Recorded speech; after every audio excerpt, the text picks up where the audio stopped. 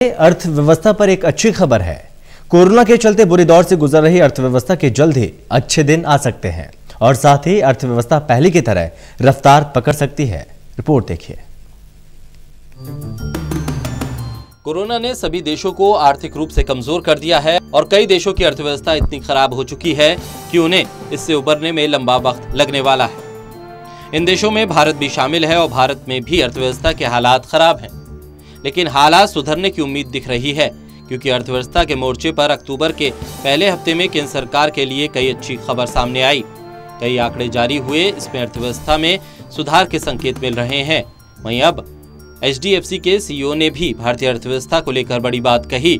HDFC के CEO के मिस्त्री के मुताबिक भारतीय अर्थव्यवस्था का सबसे बुरा वक्त अब पीछे छूट चुका है और अर्थव्यवस्था में सुधार की उम्मीद तेज हुई है। उन्होंने कहा है कि दिसंबर तिमाही के दौरान विकास दर पिछले साल की समान तिमाही के मुकाबले बेहतर रह सकती है क्योंकि पिछले 6 महीने में भारतीय अर्थव्यवस्था ने अपना लचीलापन साबित किया। मिस्त्री ने यह भी कहा कि अनुकूल ब्याज दरों का दौर आगे भी जारी रहेगा और आर्थिक गतिविधियों में गति तेज होने और मुद्रास्फीति के दबाव बढ़ने के बाद ही दरें बढ़ेंगी।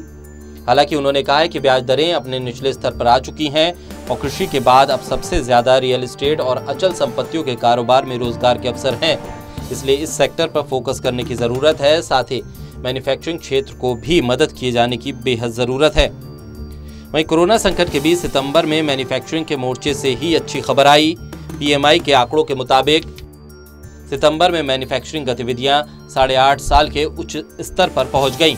IHS मार्केट इंडिया का मैन्युफैक्चरिंग परचेज मैनेजर इंडेक्स सितंबर में बढ़कर 56.8 पर पहुंच गया। अगस्त में ये 52 पर था। इससे पहले पिछले हफ्ते बिजली की खपत के आंकड़े सामने आए। इसमें सितंबर महीने में बिजली की खपत में खासी बढ़ोतरी दर्ज की गई।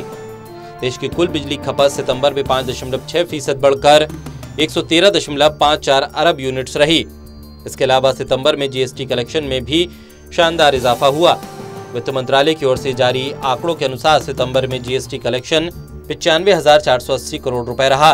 पिछले 5 से 6 महीने से देश में उद्योग धंधे कारोबार पर बुरा असर पड़ा क्योंकि ज्यादातर वक्त ये बंद रहे और अब धीरे धीरे खुल रहे हैं। तो उम्मीद यही है कि जल्द ही हालात सुधरेंगे और अर्थव्यवस्था पहले की तरह बढ़ने लगेगी। Special desk, total news.